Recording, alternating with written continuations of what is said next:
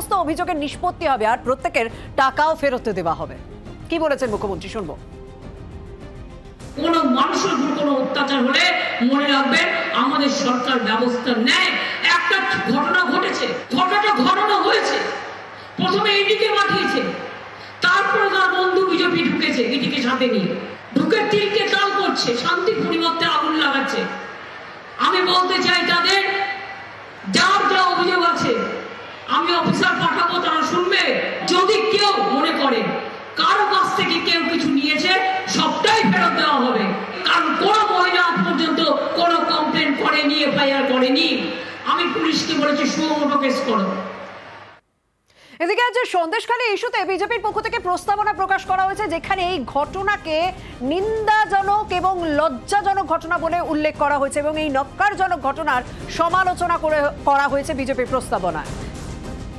বিজেপির প্রস্তাবনা প্রকাশ হয়ে যেখানে নিন্দনীয় ঘটনা বলা হয়েছে এই সন্দেশখালীর বিষয়টিকে এবং মানবতাকে লজ্জা দেয়, এই বিজেপির প্রস্তাবনা প্রকাশকে সমালোচনা করেছে তৃণমূল।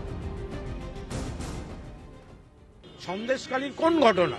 আমরা আবার বলছি, সন্দেশখালীতে যেটা হচ্ছে সেটা অতিরঞ্জিত, সেটা সাজানো। প্রথম দুদিন জমি, তৃতীয় দিন পুকুর, চতুর্থ দিন নন পেমেন্ট, কোনোটাই কাজে দিল না। পঞ্চম দিন থেকে হঠাৎ লাগাতার নারী নির্যাতন। উন্নাও, হাতরাস, উত্তরপ্রদেশ, মধ্যপ্রদেশ, ত্রিপুরা, মণিপুর, এগুলো দেখতে পাচ্ছেন না? লজ্জা করছেন অমিত শাহ? সন্দেশখালী নিয়ে আপনারা যত মিথ্যাচার করবেন, বাংলার মা বোনেদের যত অপমান করবেন, তত বেশি ভোটে হারবেন। গোটা দেশের কলঙ্ক এবং বেদনার কারণ হচ্ছে বিজেপি। আর এই সন্দেশখালীতে শিবু হাজরা এবং উত্তম সর্দারের বিরুদ্ধে তো একাধিক অভিযোগ উঠেছে এবং তার মধ্যে আরো একটা অভিযোগ ছিল যে শিবু হাজরা এবং উত্তম সর্দার টাকা নিয়েছে, কিন্তু সেই টাকা শেষ পর্যন্ত ফেরত দেয়নি। আজ 40 জনকে টাকা ফেরত দেওয়া হলো, কিন্তু টাকা ফেরত পাওয়ার পর সেখানে যাদের টাকা ফেরত দেওয়া হয়েছে তারা কি বলছে? তারা খুশি। এবং সেখানকার বিধায়ক সুকুমার মাহাতো তিনি কি বলছেন শুনবো। আমাদের সঙ্গে সরাসরি রয়েছেন আমাদের প্রতিনিধি উজ্জ্বল। উজ্জ্বল, যাদের টাকা ফেরত দেওয়া হলো, মানে দীর্ঘদিন অভিযোগ জানিয়েছিলেন টাকা ফেরত পাচ্ছিলেন না, কিন্তু অবশেষে টাকা ফেরত দিলেন, তারা খুশি নিশ্চয়?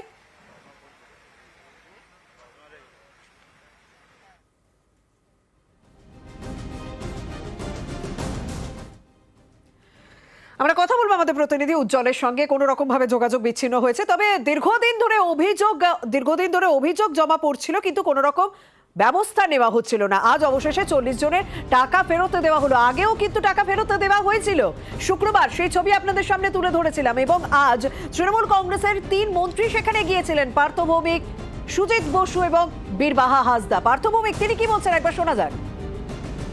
দলগতভাবে 7টা বিধানসভায় সমস্ত কর্মীদের কাছে আবেদন করেছি যে প্রচুর গরিব মানুষ, তারা এরকম আমাদেরই দলের একজনের দ্বারা প্রতারিত হয়েছে। আমরা যারা দল করি আমাদের কাজ হচ্ছে 2 টাকা, 5 টাকা, 7 টাকা, 10 টাকা চাঁদা দিয়ে বিধানসভা ওয়াইজ একটা চাঁদা তুলে সুকুমারের পাশে দাঁড়ানো। 2.5 লক্ষ 3 লক্ষ টাকা এইরকম 170 জন মতো মানুষ, কারোর 2000, কারোর 1000। অলরেডি আজকে সন্দেশখালীর কর্মীরা যে চাঁদা তুলেছেন 10 জনের টাকা ফেরত দিয়ে দিয়েছি। কালকে থেকেও গ্রামে গ্রামে মানুষ যারা যারা টাকা পায়, যারা প্রকৃত তথ্য নিয়ে আবেদন করবে তারা সবাই টাকা পাবে। অর্থাৎ যারা যারা প্রকৃত তথ্য নিয়ে আবেদন করবেন তাদের টাকা ফেরত দেওয়া হবে, তাদের অভিযোগের নিষ্পত্তি হবে, মন্ত্রী পার্থ ভৌমিক তিনি বলছেন। কিন্তু আজকে যাদের টাকা ফেরত দেওয়া হলো তারা খুশি।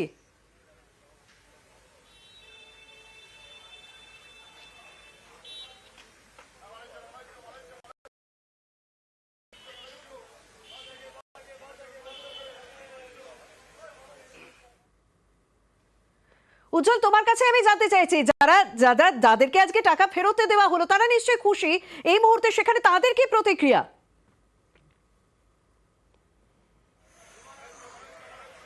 দেখো, একটা বিষয় বলি যে আজকে যেভাবে টাকা দেওয়ার কথা বলা হয়েছিল সকালবেলায়, 10 জনকে সেই টাকা দেওয়া হয়েছে এবং আরো বেশ কিছু তালিকায় রয়েছে।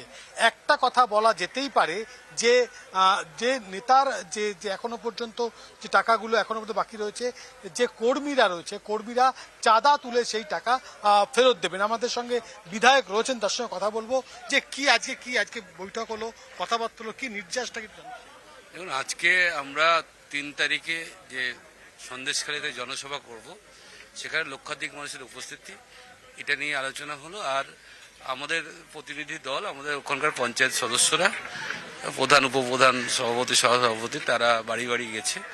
কারা কারা উত্তম সর্দার কাছে লিস্ট টাকা পায়, উত্তম সর্দার দেয়নি কাদের কাদের টাকা, তার লিস্ট করেছে।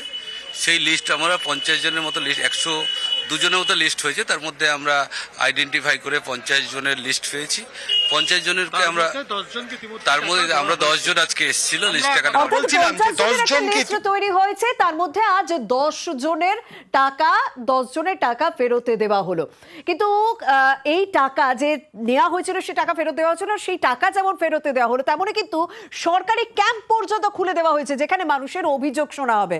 সন্দেশখালী সাধারণ মানুষের অভিযোগ শোনা হবে, জমি নিয়ে নেওয়া হয়েছে, জমি দখল করা হয়েছে, এই সংক্রান্ত নানা যে অভিযোগ রয়েছে, সেই সমস্ত অভিযোগ গিয়ে জানাতে পারবেন সন্দেশখালী মানুষ একটি জায়গায়, সরকারি ক্যাম্পে। সেখানে বিভিন্ন অভিযোগের জন্য বিভিন্ন ফর্ম রয়েছে, সেই ফর্ম মারফত আবেদন জানাতে হবে। তবে শুধুমাত্র ক্যাম্পেই যে এই অভিযোগ শোনা হচ্ছে তা নয়, মানুষের বাড়ি বাড়ি পর্যন্ত পৌঁছে যাচ্ছেন সরকারি আধিকারিকরা। সেখানে বাড়ি বাড়ি গিয়েও মানুষের অভিযোগ শুনছেন তারা, এবং সরকারি পরিষেবা যেগুলো রয়েছে সেই পরিষেবাও পাচ্ছেন কিনা সেই বিষয়টিও কিন্তু আজ সকাল থেকে বিভিন্ন জায়গায় ঘুরে ঘুরে দেখলেন সরকারি আধিকারিকরা।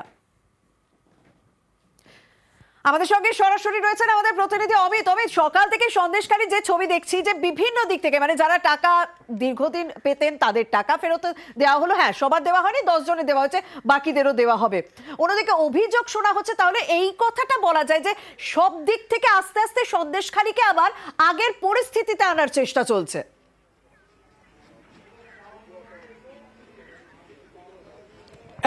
একেবারেই শর্মিষ্ঠা, সেই পদ্ধতি কিন্তু ইতিমধ্যে, সেই প্রক্রিয়া কিন্তু ইতিমধ্যে শুরু হয়ে গিয়েছে। একদিকে যেমন টাকা ফেরত দেওয়ার প্রক্রিয়া শুরু হয়ে গেছে, অন্যদিকে যে সমস্ত অভিযোগ অভাবের কথা উঠে আসছিল, সেই বিষয়গুলো নিয়ে সমস্যার সমাধান কিভাবে করা যায় সেই বিষয়টি দেখা হচ্ছে। সেক্ষেত্রে আজকে থেকে 22 তারিখ পর্যন্ত সন্দেশখালী 1 ও 2 নম্বর ব্লকে ক্যাম্প বা শিবির করা হবে প্রশাসনের তরফে। সেখানে সরকারি আধিকারিকরা বসবেন, সেখানে তারা বিভিন্ন গ্রামবাসীদের কি কি অভাব রয়েছে, অভিযোগ রয়েছে, তারা শুনবেন। সেখানে যেমন অনেকের অভিযোগ, আজকে বিভিন্ন ক্যাম্পে যেমন অনেকে অভিযোগ করেছেন যে তাদের চাষের জমিতে নোনা জল ঢুকিয়ে ভেরি করে ফেলা হয়েছে, বা জমি লিজ দেওয়া হয়েছিল, লিজের টাকা তারা পাচ্ছে না। এই অভিযোগের পাশাপাশি বিভিন্ন সরকারি প্রকল্প থেকে কেউ যাতে বঞ্চিত হয়েছেন কিনা বা বঞ্চিত হচ্ছেন কিনা এই বিষয়টিও দেখা হচ্ছে। কোন কোন এলাকায় পানীয় জলের সমস্যা রয়েছে বা আর কি কি সমস্যা রয়েছে, এই বিষয়গুলো কিন্তু দেখা হচ্ছে এই ক্যাম্প থেকে। বা মানে ধীরে ধীরে সেই সমস্ত সমস্যা সমাধানের একটা পথে এগোনো হচ্ছে। ধীরে ধীরে আবারও সেই সন্দেশখালীকে আগের অবস্থায় ফিরিয়ে আনার একটা চেষ্টা চলছে। অনেক ধন্যবাদ অমিত। অভিযোগ এই জলকর করেছিল আমাদের জমি জায়গা নিয়ে, তাই সমস্যা। জমি জলকর করেছে। কারা করেছে? ওই শিবু বাবু সববারই জমির উপর দিয়ে জানা আমাদের ওই টাকা পয়সা দিচ্ছিল না, তারপরে গন্ডগোল করতে তারপরে টাকা দিয়েছে। আমার 1 বিঘা জলকর ঘের করেছে, তার মধ্যে জল চাষি জমি ছিল। আমাদের জমির লিজের টাকার বিষয়ে এসছে। ওর কাছে 5 বিঘা জমি দেওয়া আছে, লিজের টাকা পাবো, সেই টাকাটা পাইনি। গত 2 বছর হয়ে গেছে, 3 বছর হয়ে যায়, এইবার 3 বছরে পড়ছে। টাকা পাননি একবার? না, ও আগে 2 বছর পেয়েছে, এইবার সেই টাকাটা পাবো। জমি কি ফেরত চাইছেন এবার? হ্যাঁ, অবশ্যই চাইবো। হ্যাঁ, আছে, ডিড করা আছে। এটা আমাদের বর্গা জমি। এই জমিটা যদি তখন না দেওয়া হতো ওনাকে, বর্গা অংশ যেটা আমরা পেতাম সেটাও হয়তো আমরা পেতাম না।